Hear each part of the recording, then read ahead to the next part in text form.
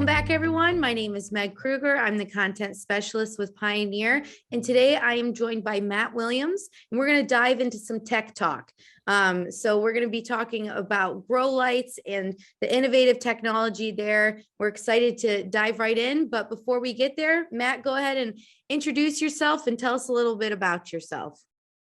Hi, Meg. Thanks for having me. I appreciate it. And I'm Matt Williams. I'm a technical sales representative for SGL in North America. And I've worked for SGL for about 3 years, but I've been in the turf business for longer than I'd like to admit. I got my start in the late 90s doing some golf work, and went to Ohio State for turf grass science, and spent time in sports turf working for the Cincinnati Reds and the Columbus Crew. And then I spent over a decade working at Ohio State at their turf grass research facility on the Columbus campus, and had an opportunity to slide over into something that really interests me. And it's been a fun few years here with SGL. So you have deep Ohio roots. You've seen it all. You've been everywhere across the state. I got as far as to the Ohio River. I've never left. I've always lived in the state. I had a few opportunities to leave, but yes, I'm an Ohioan and a Buckeye through and through. So love that. Yeah. And how big of a role has that background really played into this new position? Do you think that obviously it's given you advantages, but how has it really helped you, understand both sides of the business? For sure. I think that's why, why my experience is why I was interested in SGL, my experiences with sports and my network. And I think, on the flip side, that's what, made me as a attractive candidate for them is, I've covered worked in all aspects of turf, from golf to athletic fields to research. And it really was what they were trying to do. I was the first U.S. employee in this country, and SGL about 4 years ago started a U.S. division, incorporated in Ohio. And they needed more than just sales. They needed somebody with the network and the agronomy knowledge. And, I don't do any of those things really well, but I do all of them a little bit. And I think, it's been key, and it's been very helpful when, I spend a lot of time with MLS in the MLS and talking to those guys, and having been in those trenches, I think makes the conversations go a lot easier with those fellas. Definitely. And, it's such a technical field that, I've been with Pioneer for 3 years, and I don't even think I've scratched the surface. And to be able to talk the talk, I'm sure really aids in, just gaining that trust with customers that you kind of know, or you can at least guide them to the right decision. Yeah. And I know what you mean. Like I said, this June will be 3 years with SGL, and I learn every day, but and really the pandemic made an opportunity when nobody was allowed in the country. Our entire, we'd have 2 other reps that would come over here, 5 or 6 times a year, and to help with service or delivery of new equipment. And that went away for 19 or 20 months. I didn't see one of my colleagues. And so it gave me an opportunity to just grab a hold of our operations and do things that I hadn't done before. But it was very difficult for all of us, but it really allowed me to get integrated with SGL, and so if anything, how are you to really take charge over? That's right. On this so side. If anything positive came out of the last 2 years for me personally, that surely is. So, but definitely. And so home base for SGL is the Netherlands, like you said. So how long have they been kind of developing and working with this technology? Yeah, so over 20 years, and it's actually a great story. Our managing director, Nico Van Buren, he's a rose grower. He has, I don't know the number off the top of my head, but hectares upon hectares of indoor rose production, So cool. and he also is a big football or soccer fan. Hmm. And in the late 90s, he's such an entrepreneur and a creative mind. He couldn't. It was very frustrating to him that he would go to a soccer match, um, and the pitch was in very poor condition. Yep. And he could see, in Europe, they've long had these designs. They play in the winter, so they have stadiums that are designed with roofs Mhm. to protect the fans. And he had just had this idea, or really what kicked it off is he didn't understand why the pitch was poor. And he had to mow the turf around all of his greenhouses all year long. Yep. And the entrepreneurial mind that Nico is, he put these together and he said, this is what we need to do. We need to bring lights out on the surface. And that was his vision. And he worked very hard and developed different ideas. And now in Europe, it's a utility. It's as common as irrigation. And with some of the new designs of stadiums in the U.S., it's surely becoming that way here too. When they build structures that block the sunlight and make it difficult, for the grass to grow, the products we sell are becoming essential on sites. So is that the main use case, is a stadium with a roof or a stadium that is hosting a ton of events and you need, accelerated grow time? Is that when this technology is really being utilized? Yeah, and I think there's two distinctions there. Is one, you have a venue where there's just reduced light, and like the structure or the stand or a scoreboard blocks sun from some or all the field for extended periods. And we measure light in some technical terms called moles. And we do some analysis, and we can go to the customer and analyze their stadium, and based off of weather and the type of grass they're using, and how it's oriented north to south, and we can show them where they're light deficient through certain times of the year and where they're not. But you also mentioned events, and that's the other thing, is the lights can be used to accelerate growth. And if you have a lot of events, or you have high wear areas, like on a soccer field, the goal mouth, the referee runs, corner kicks, things like that, the lights can be used to accelerate growth in those areas, to recover, to grow seed faster in cooler times of the year, because the lights put off some heat.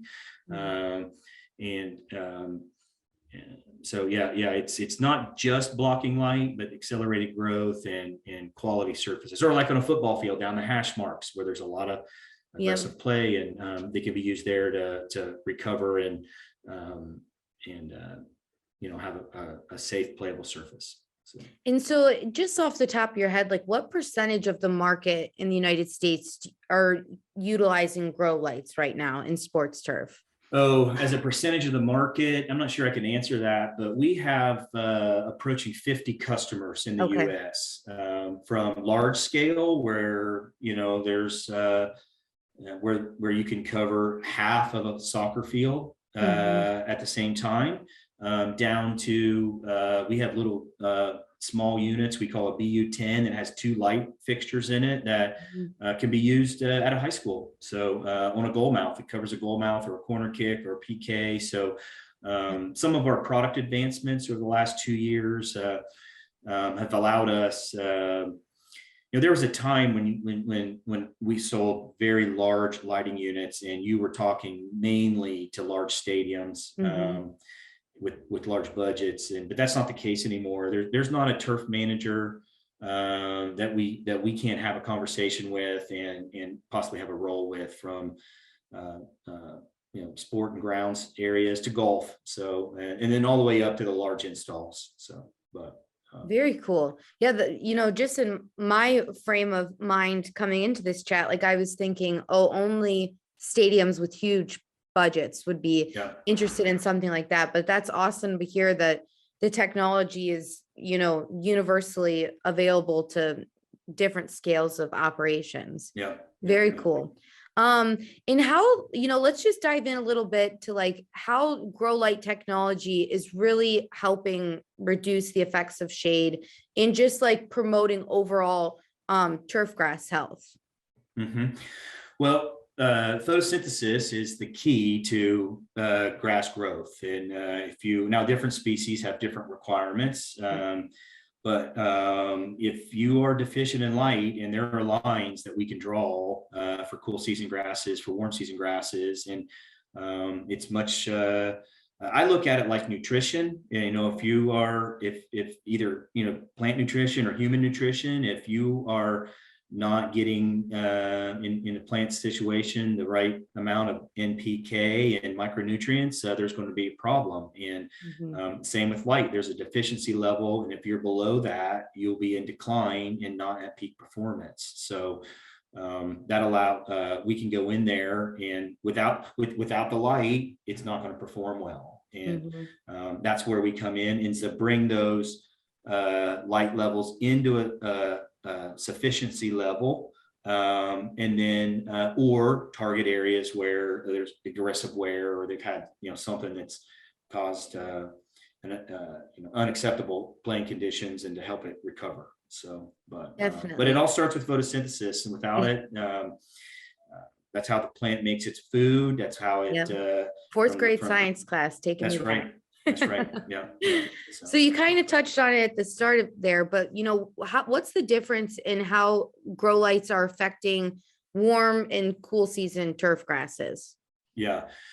Well, the photosynthetic process is different for warm season and cool season. You'll hear them talk about C3, which are cool season grasses, and C4, which are warm season grasses. And it takes more energy to run the C4 or the warm season photosynthetic process. That's just it's like my pickup truck uses more gasoline than my wife's sedan. It takes more energy to do warm season. So you need, if it's a warm season grass, it needs more light, and it can handle more light. So sometimes with cool season grasses, we have to monitor how much light is going down, supplemental light, to not put down too much, because that threshold is a little bit lower. Where warm season grasses, they're very light hungry, and they can take just about everything that we could provide them. So, yeah, it definitely, and we take that into account when we're talking with the customer and assessing their needs. We have all these charts, and one of those key things is it warm season grass, is it cool season grass, or is it a transitional surface where half the year you're growing ryegrass, which is a little bit different and different light requirements than during the summer, when it's going to be Bermuda or Paspalum, and your light requirements aren't supplemental light might not be as heavy because the sun's higher in the sky and stuff like that. So really, what's like the barrier of entry for people that are just maybe they've just purchased a new unit, and they have, they want to get involved with this. What's that barrier of entry as far as like kind of mastering the grow lights? Is it something that it's like you just wheel it out onto the field and your job is done, or what does that really look like? Well, that's a very good question, because this isn't, I compared, I think when we were talking earlier that, in Europe, these are become a utility that are as common as irrigation, and irrigation runs themselves. You can even do it from home or on your phone or something like that. You have to physically deploy these lights, and you have to be aware of some of the surrounding conditions like irrigation. These are waterproof. You can irrigate over top of them, but what we don't want you doing is blasting high pressure, 60 psi of water into the side or up underneath where the bulb is at and stuff. So the customer has to be aware of that. They also have to be aware of use and of field use. So if you are at a lower level where you don't have as much control over when the field's being used, there's an investment in this. Is you don't want that thing setting out in the goal mouth, and then the local under 40 team comes out to play, and they hit it with a soccer ball or something like that. So there's some planning involved, and but that, much like all agronomic activities, if you're doing cultivation or fertility or weed control, you don't get to go out and do that stuff 15 minutes before the teams come out. So they're like most of the things that groundskeepers do, you have to have some forward planning. So Definitely. And, we talk a lot about, groundskeepers just like securing themselves a seat at the table, advocating for their expertise in a sense, and really how to navigate those conversations when it comes to purchasing equipment and Mhm. how to frame, this is going to get us this, and that. Is that a huge part of your gig, is kind of nurturing those conversations for them or giving them the resources to have those conversations? Yeah, that's a very good question. And, depending on the size, it can be a significant investment. And a lot of times, there's a lot of lobbying to get those kind of projects. Mhm. Some of our things are operating style investments. Some of them are capital or long-term planning. And what we try to do, it's like, we work on a lot of new constructions, and you sit down. And I remember a conversation when about security cameras at a building, and somebody came in and said, "Oh, you need 480 security cameras," and this project manager explained to us how they felt they could get away with 100 or something like that. Well, we want to go in and right size the project the for the customer, and Mhm. that's where we call it a growth model and a climate and shade analysis. We collect data from the site. Again, I alluded to that earlier, but it has to do with what type of grass it is, what type of sport it is, how much play they envision, when they envision it, Mhm. how the venue is oriented north to south, because that has a big impact on when the sun hits there. And we take all that data, and our agronomy team does calculations, and they prepare charts, and you can look at how light, with this growth model, how light moves throughout the year from January, February, March, and overlay the weather and the temperature when you're going to be playing. And then that allows us to make recommendations to potential customers about, this is what you need. And if you Mhm. invest here, we can take, we've done a lot of research. We have our own in-house research team in the Netherlands, on, we call it pitch quality or field quality, and how you can take, if you can go from a target of, if you have, say, 80% quality, and how we could take that to 90% quality. And a Awesome. lot of that's based on equipment. The more Yep. equipment you have, the easier, the more you can cover. And but it allows the customer to look at that and assess the investment, and maybe they decide to do it over 1 or 2 years because of the investment. And so Mhm. we want to right size our projects for the customers, and that's what I work on every day, Yeah. is explaining that. And that goes over very well, I think, with administration, the people Mhm. that scratch those checks, and so they can see that it's not just, oh, we want to put 5 or 6 or 9 of these units here. It's like, we recommend 5 because of your local conditions. So Yeah. yeah. And I think there's such like there's that importance of making sure you're getting in front of those people long before you're asking for something like this, so that it's not alarming to them when you're like, oh, this is what we need to fix an issue, and they'll be like, oh, well, we didn't know there was an issue in the first place, or what have you been doing wrong for the last 10 years that now there's an issue, Yeah. and how important it is to really keep them buying into that story, buying into those data points so much before you have an ask like this, Yeah. that they know that, this is not in response to a mistake that was made or something that was doing wrong, but really all the other cultural practices are going right, but this can elevate other elements of it. Yeah, and many times, like the demand on these surfaces is not getting less, it's getting Yeah. more. So what I did 20 years ago when I worked at MLS would not work today. First of all, the tools and the equipment and the products have changed, Hmm. and or what a groundskeeper that's been at a club for, say, 6 or 8 years, what he did 6 or 8 years ago isn't going to work because of those same reasons, and because the demand for the surface is going up. They're doing Yeah. concerts, they're doing high school matches before the league game, and so as those activities increase, that has an impact. Every time a foot sits out on a field, it has an impact on the surface, and as that demand goes up, it Hmm. requires additional tools to be successful, to reach the same amount of success that they had 5 years ago when the demand was lower. So, Definitely. And as the groundskeeper's position evolves, how do you see technology kind of evolving alongside that? And where do you see, grow light technology in the next 2, 5, 10 years? Yeah, yeah. Well, you mentioned technology, and what I've seen, particularly working on a lot of new constructions, is the fields of today are so much more technologically advanced, and there is not one answer. Grow lights help you, but it starts with a competent, with an excellent grounds manager and a staff, and then they have an agronomic plan, and then from the construction, the kind of technology that's going in between undersoil heating and engineered root zones and